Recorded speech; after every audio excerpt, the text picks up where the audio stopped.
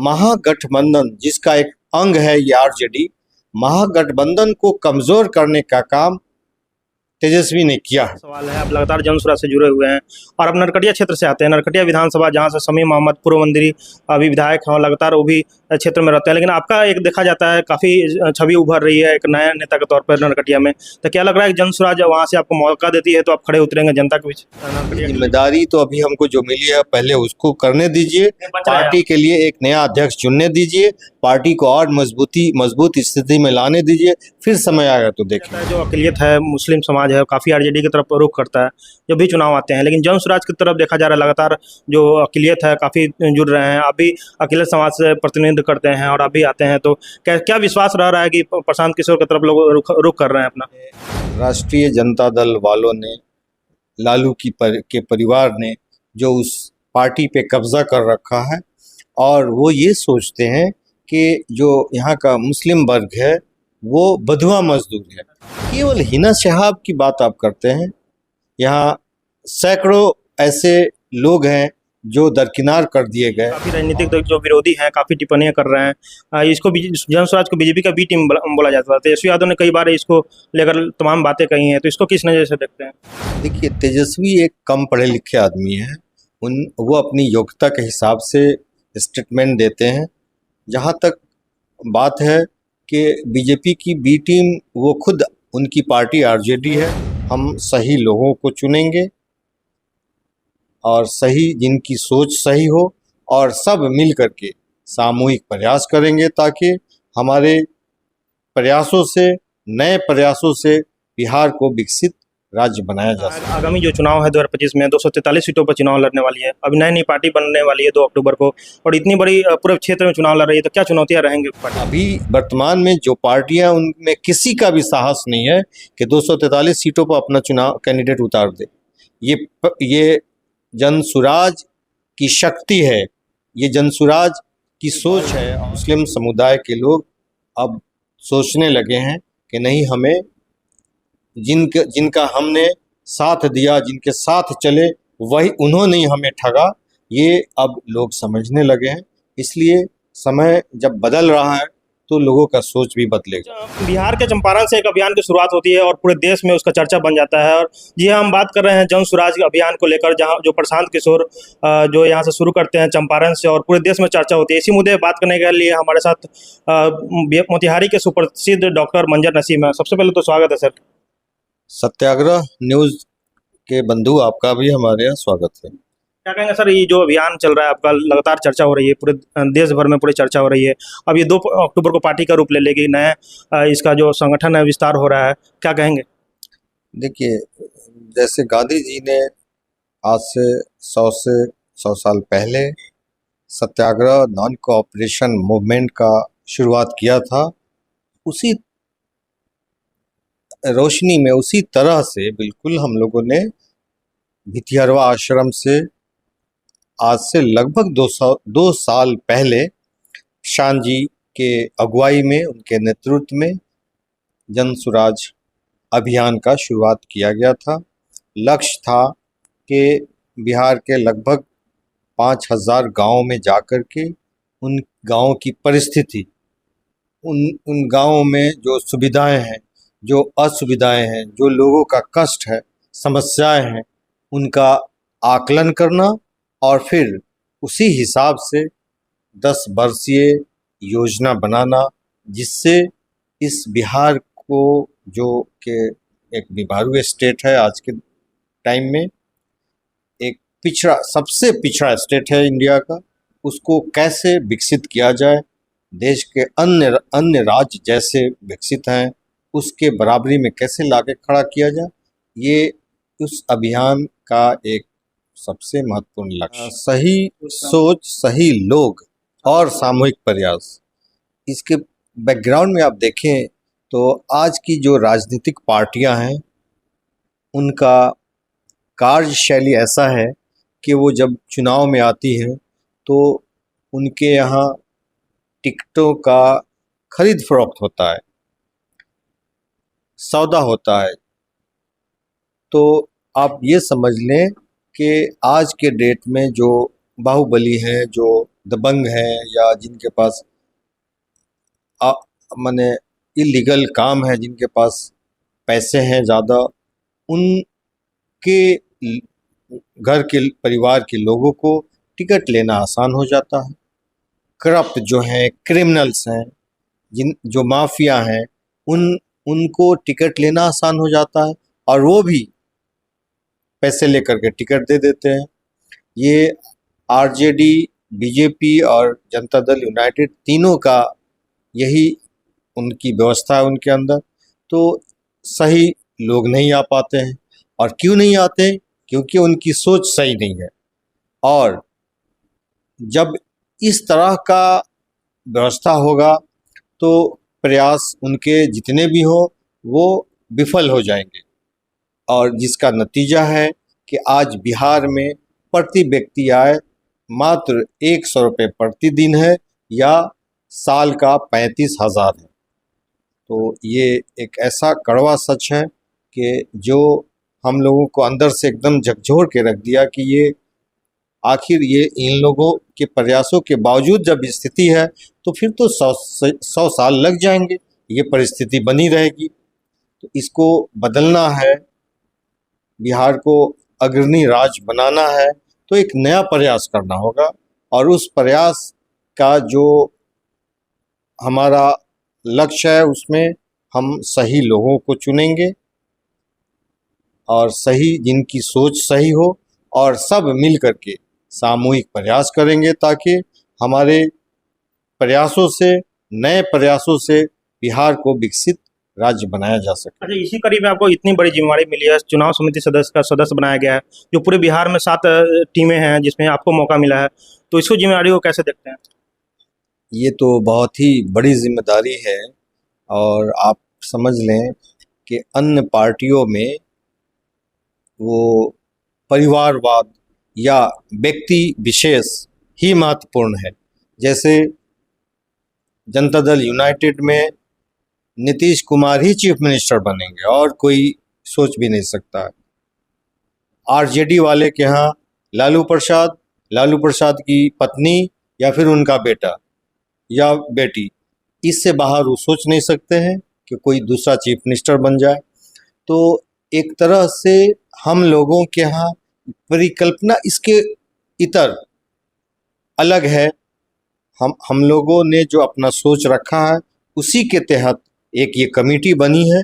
और ये कमेटी 7 सदस्यीय कमेटी पूरे बिहार से जो व्यक्ति जनसुराज का सबसे सक्षम, योग्य, कर्मठ, ईमानदार होगा उसको मौका दिया जाएगा। लोकतांत्रिक तरीके से कार्यकर्ताओं के द्वारा चुनाव होगी और हमारी जिम्मेदारी है कि सबसे अच्छे और योग्य व्यक्ति को चुन करके संगठन का अध्यक्ष बनाया जाए। तो इसलिए ये बाकी पार्टियों से बिल्कुल अलग है।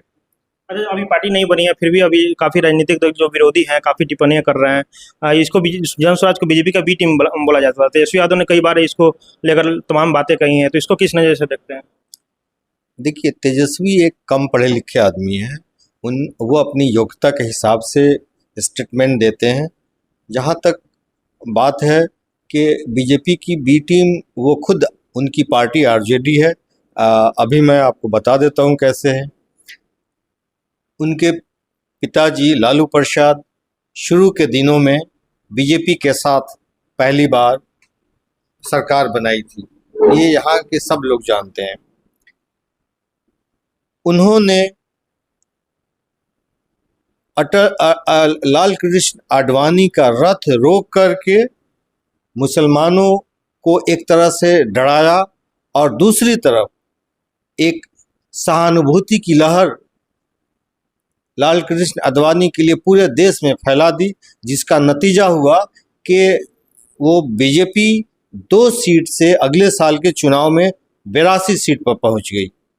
ये लालू प्रसाद के द्वारा ये कार्य हुआ, बीजेपी को मजबूत करना। अभी हाल के दिनों में महागठबंधन, जिसका एक अंग है ये आरजेडी, महागठबंधन को कमजोर करने का काम तेजस्वी ने किया है। कैसे किया ये भी सब लोग जानते हैं। कांग्रेस के जो अच्छे कैंडिडेट थे, जिताऊ कैंडिडेट थे, उनका टिकट कटवाने का काम या फिर उनके खिलाफ जनता में आह्वान करना, जैसे पप्पू यादव के खिलाफ पूर्णिया में आह्वान करना तेजस्वी के द्वारा कि इंडिया को 2 टिकट, नहीं तो एनडीए को दो। तो वो एनडीए का बी टीम तो स्वयं है, उसकी पार्टी है, वो दूसरों पर क्या ऐब लगाएगा।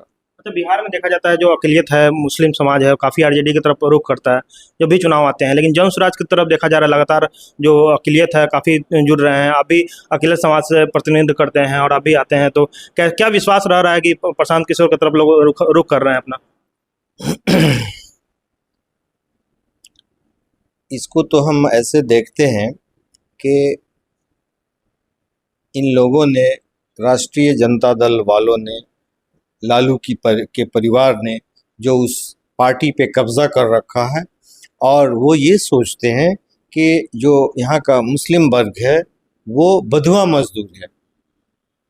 बंधुआ मजदूर है, उसका काम है कि कुर्सी लगा दो, दरी बिछा दो, और उनको राजनीतिक भागीदारी से क्या करना है, थोड़े से लॉलीपॉप जिसे दे दो, वो उसी से खुश रहेंगे। तो ये उनकी भूल है, और अगर ये लोग राजनीतिक परिपक्वता रखते तो ये गलती नहीं करते। क्या हिना साहब भी इसका वजह है, जो हिना साहब को दरकिनार कर दिया गया पार्टी से, क्या ये वजह भी है? केवल हिना शहाब की बात आप करते हैं, यहाँ सैकड़ों ऐसे लोग हैं जो दरकिनार कर दिए गए। और फिलहाल अभी मैं बताता हूँ आपको, अभी जो लोकसभा का चुनाव संपन्न हुआ है उसमें पूरे बिहार में जो टिकट का बंटवारा इन्होंने किया है, तो महागठबंधन की तरफ से आरजेडी को 24 सीट कोटे में मिले थे।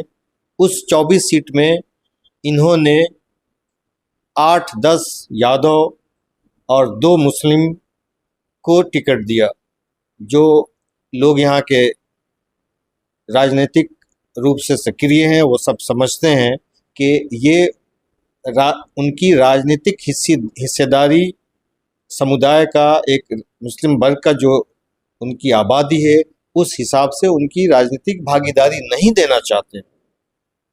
मैंने कहा ना कि उनको तो अपना बंधुआ मजदूर समझते हैं, तो राजनीतिक भागीदारी कैसे देंगे, जिसका नतीजा है कि इन्होंने 2 टिकट दिया अशरफ अली फातमी को मधुबनी से, जिनका घर दरभंगा था, वहाँ से ना देकर के मधुबनी से दिया, और दूसरा शहनवाज को अररिया से।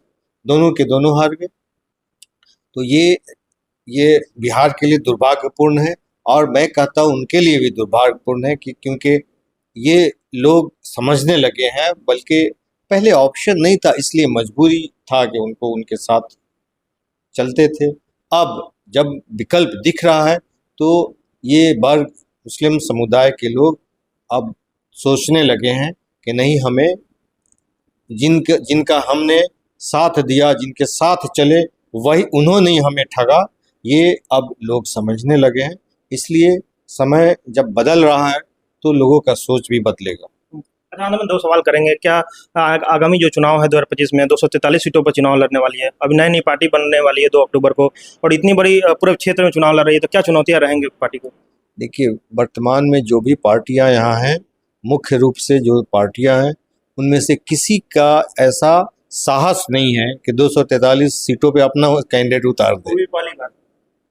अभी वर्तमान में जो पार्टियां, उनमें किसी का भी साहस नहीं है कि 243 सीटों पर अपना चुनाव कैंडिडेट उतार दे। ये जनसुराज की शक्ति है, ये जनसुराज की सोच है, और इसके जो नेता हैं, हमारे जो पॉलिटिकल मेंटर हैं प्रशांत जी, उनका प्रयास है कि हम लोग 243 सीटों पे इस बार पहले चुनाव में अपने कैंडिडेट उतारेंगे। अच्छा, एक अंत में सवाल करेंगे, आपका पर्सनल सवाल है। आप लगातार जनसुराज से जुड़े हुए हैं और आप नरकटिया क्षेत्र से आते हैं, नरकटिया विधानसभा, जहां से समीम मोहम्मद पूर्व मंत्री अभी विधायक हैं और लगातार वो भी क्षेत्र में रहते हैं, लेकिन आपका एक देखा जाता है काफ़ी छवि उभर रही है एक नया नेता के तौर पर नरकटिया में, तो क्या लग रहा है कि जनसुराज वहाँ से आपको मौका देती है तो आप खड़े उतरेंगे जनता के बीच? देखिए, ये तो समय पे तय होगा। अभी इस पे मैं क्या कहूँ। हाँ, लोगों को चाहिए एक मजबूत लीडर जो उनके साथ खड़ा रहे, जो ईमानदारी से रहे, जो परिवारवाद न करे, जो लोगों की समस्याओं को अपना समस्या समझे और योजनाओं में कोई गड़बड़ी और कोई भी तरह का बेईमानी ना हो। उनको ऐसा आदमी चाहिए। तो ये अब लोगों का सोच है और ये सराहनीय है। लेकिन कहीं जिम्मेदारी मिलती है तो उसको निर्वहन करेंगे बढ़िया से। जिम्मेदारी तो अभी हमको जो मिली है पहले उसको करने दीजिए। बच रहा है। पार्टी के लिए एक नया अध्यक्ष चुनने दीजिए, पार्टी को और मजबूत स्थिति में लाने दीजिए, फिर समय आएगा तो देखेंगे। चलिए, आपने इतना समय दिया इसके लिए बहुत बहुत शुक्रिया आपका। धन्यवाद। चलिए, हमारे साथ डॉक्टर मनोज नसीम थे, बात कर रहे थे जन स्वराज को लेकर, जो लगातार एक मुहिम चल रहा है पूरे बिहार में और वो पार्टी के रूप लेने वाली है। तो वीडियो कैसा लगा आप कमेंट बॉक्स में अपना राय दीजिए। आप सत्याग्रह टाइम्स देख रहे थे, बहुत बहुत शुक्रिया।